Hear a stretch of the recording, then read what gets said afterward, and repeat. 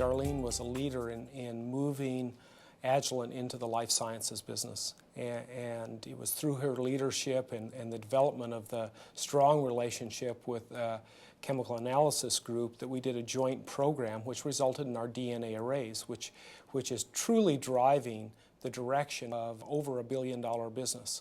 Somebody who can combine the necessary people skills to draw very diverse teams together, and somebody who has enough technical acumen to challenge those people to do excellent work is actually quite rare. Inevitably, there's disagreements and honest technical differences of opinion about how to go about things, and they come from very different backgrounds.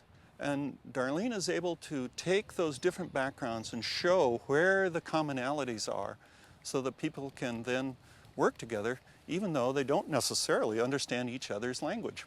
I have a PhD in organizational behavior. I have studied these things for over 30 years.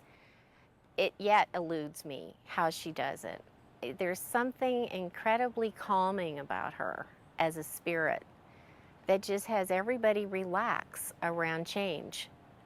And it's brilliant. I mean, Agilent is so lucky to have her. She and her team have been working on surface chemistries. And the idea of using DNA to sense the presence of other DNA has been around for a while. But the problem here is that you need to be able to do this in an adaptive way. Here we have a way of taking, again, that microscopic blood sample, putting it into a system then that can measure the DNA of the microbe, and now you know exactly which one it is. And you do that within a couple of hours instead of several days. Now you'll have a diagnosis that is absolute. You won't have to guess as to whether a cancer is there or not, or whether metastases are circulating in the blood, because you'll be able to measure that very precisely, very accurately, with very small amounts of material. And the ability to measure tiny amounts of DNA with techniques that simply did not exist even just a few years ago. What is interesting is that more than just her direct management role, she's also played an instrumental lead position in our Grassroots, what's called the Community Forum, which is a communications group of just getting everybody in the lab involved in better understanding what we all do and building this as a better place to work. And so she's assumed many different roles at many different levels in the organization.